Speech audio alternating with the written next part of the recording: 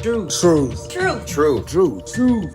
Welcome to Trusting the Truth with Samuel Tolley, where we view the world through the lens of Jesus Christ.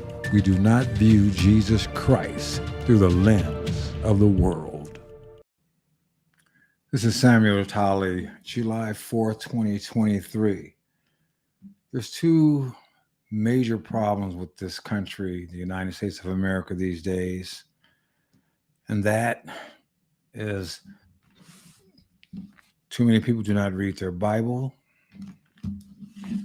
and many of us do not read our Constitution and Declaration of Independence. We don't know our founding documents. So we're subject to what commentators, pundits, gatekeepers, and the like say. And many of us just swallow what they say, don't believe anything else. They don't believe that God was a factor in this country's creation. They don't believe anything. But people should take the time to read our documents, and then you can understand our history better. I'm going to take the time to read the Declaration of Independence. For those of you that haven't had the time, I hope you listen.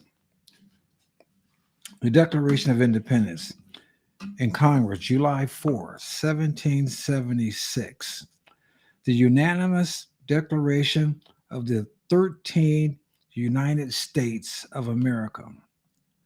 When in the course of human events, it becomes necessary for one people to dissolve the political bands which have connected them with another, and to assume among the powers of the earth the separate and equal station to which the laws of nature and of nature's God entitle them.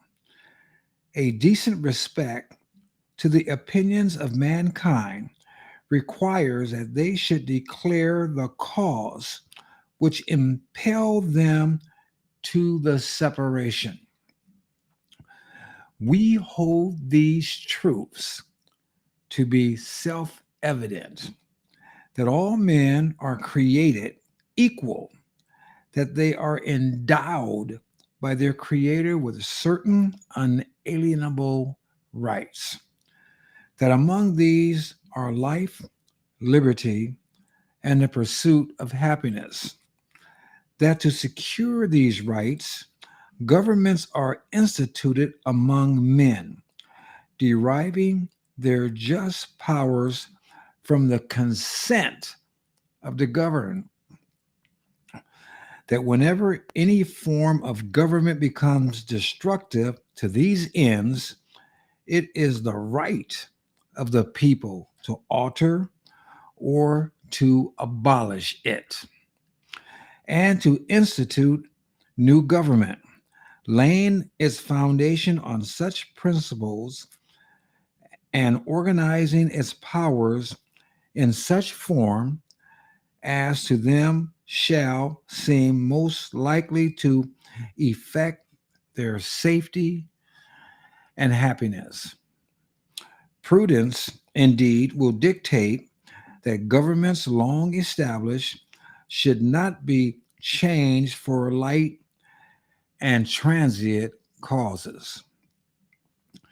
And accordingly, all experience hath shown that mankind are more disposed to suffer while evils are sufferable than to right themselves by abolishing the forms to which they are accustomed.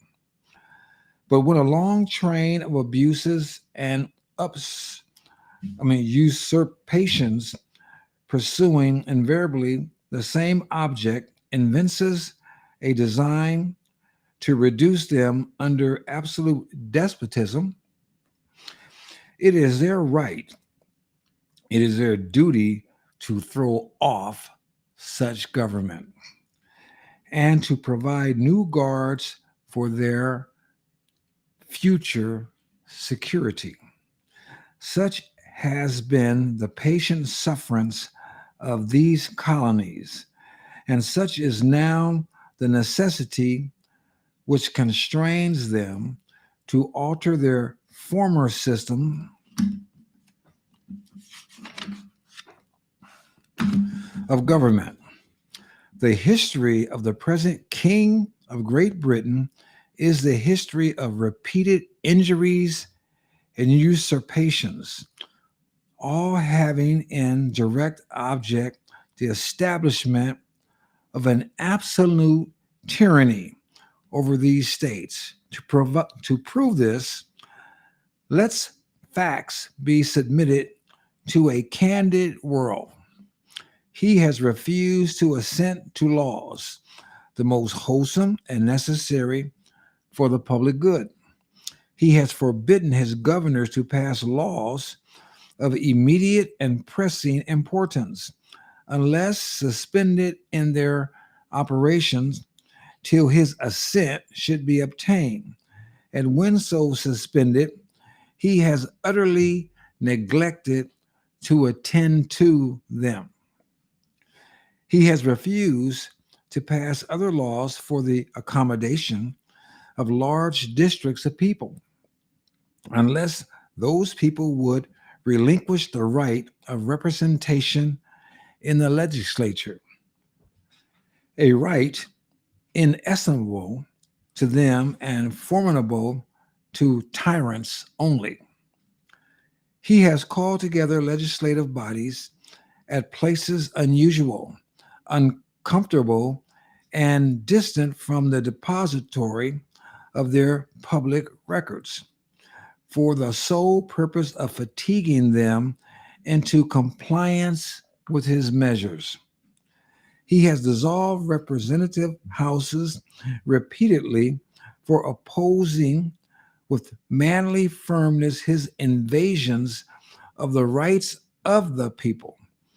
He has refused for a long time, after such dissolutions, to cause others to be elected, whereby the legislative powers, incapable of annihilation, have returned to the people at large for their exercise. The state remaining in the meantime exposed to all the dangers of invasion from without and convulsions within. He has endeavored to prevent the population of these states for that purpose, obstructing the laws of naturalization and of foreigners, refusing to pass others to encourage their immigration hither, and raising the conditions of new appropriations of lands. He has obstructed the administration of justice by refusing his assent to laws for establishing judiciary powers. He has made judges dependent on his will alone for the tenure of their offices and the amount and payment of their salaries.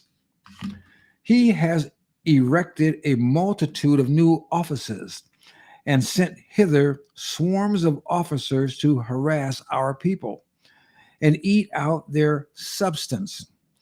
He has kept among us in times of peace standing armies without the consent of our legislators. He has affected to render the military independent of independent of and superior to the civil power.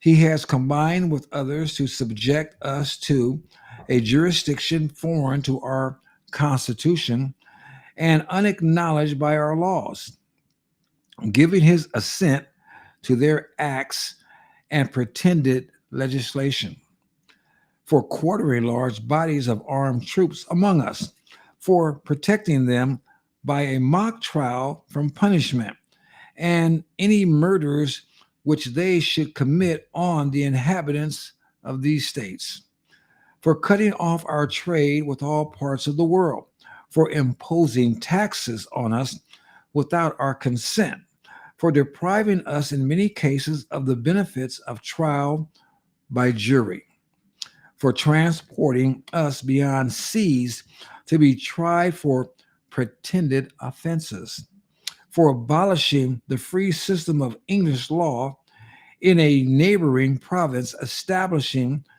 therein an arbitrary government and enlarging its boundaries so as to render it at once an example and fit instrument for introducing the same absolute rule into these colonies, for taking away our charters, abolishing our most valuable laws, and altering fundamentally the forms of our government, for suspending our own legislatures and declaring themselves invested with powers to legislate for us in all cases whatsoever. He has abdicated government here by declaring us out of his protection and waging war against us. He has plundered our seas, ravaged our coasts, burnt our towns, and destroyed the lives of our people. He is at this time transporting large armies of foreign mercenaries to complete the work of death, desolation, and tyranny, already begun with circumstances of cruelty and perfidy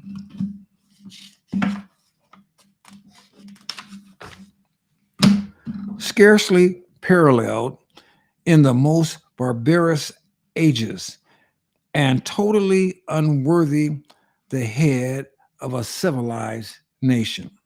He has constrained our fellow citizens taken captive on the high seas to bear arms against their country, to become the executioners of their friends and brethren, or to fall themselves by their hands. He has excited domestic insurrections among us and has endeavored to bring on the inhabitants of our frontiers the merciless Indian savages whose known rule of warfare is an undistinguished destruction of all ages, sexes, and conditions. In every stage of these oppressions, we have petitioned for redress in the most humble terms. Our repeated petitions have been answered only by repeated injury. A prince whose charter, a prince whose character is thus marked by every act which may define a tyrant is unfit to be the ruler of a free people. Nor have we been wanting in attention to our British brethren. We have warned them from time to time of attempts by their legislature to extend an unwarrantable jurisdiction over us. We have reminded them of the circumstances of our immigration and settlement here. We have appealed to their native justice and magnanimity, and we have conjured them by the ties of our common kindred to disavow these usurpations, which would inevitably interrupt our connections and correspondence. They too have been deaf to our voice of justice and consequency. We must therefore acquiesce in the necessity which denounces our separation and hold them as we hold the rest of mankind. Enemies in war, in peace, friends. We, therefore, the representatives of the United States of America and General Congress, assembled, appealing to the supreme judge of the world for the rectitude of our intentions, do in the name and by authority of the good peoples of these colonies solemnly publish and declare that these united colonies are and of right ought to be free and independent states. They are absolved from all allegiance to the British crown, and that all political connections between them and the state of Great Britain is and ought to be totally dissolved, and that as free and independent states, they have full power to levy war, conclude peace, contract allegiance, establish commerce, and to do all other acts and things which independent states may have right to do. Excuse me, may of right do. And for the support of this declaration, with a firm reliance on the protection of divine providence, we mutually pledge to each other our lives, our fortunes, and our sacred honor. The Declaration of Independence. These men stood for something. These men, like you said, they pledged their lives, their fortunes, their sacred honor. They could have lived in peace. Well, if they would have decided to live in tyranny. We in the United States right now are approaching tyranny. It seems like all around us, our rights are being crumbled, and the people die from a lack of knowledge. I encourage everybody, get you a copy of the Constitution. Get you a copy of the Declaration of Independence. Understand the history of this nation. People fought, died, and bled for this nation. And now we have many people that don't even have a clue of any aspect of our history. I just gave you a small segment on this July 4, 2023. Learn more. And God bless the United States of America. This is Samuel Tolley, and I'm out.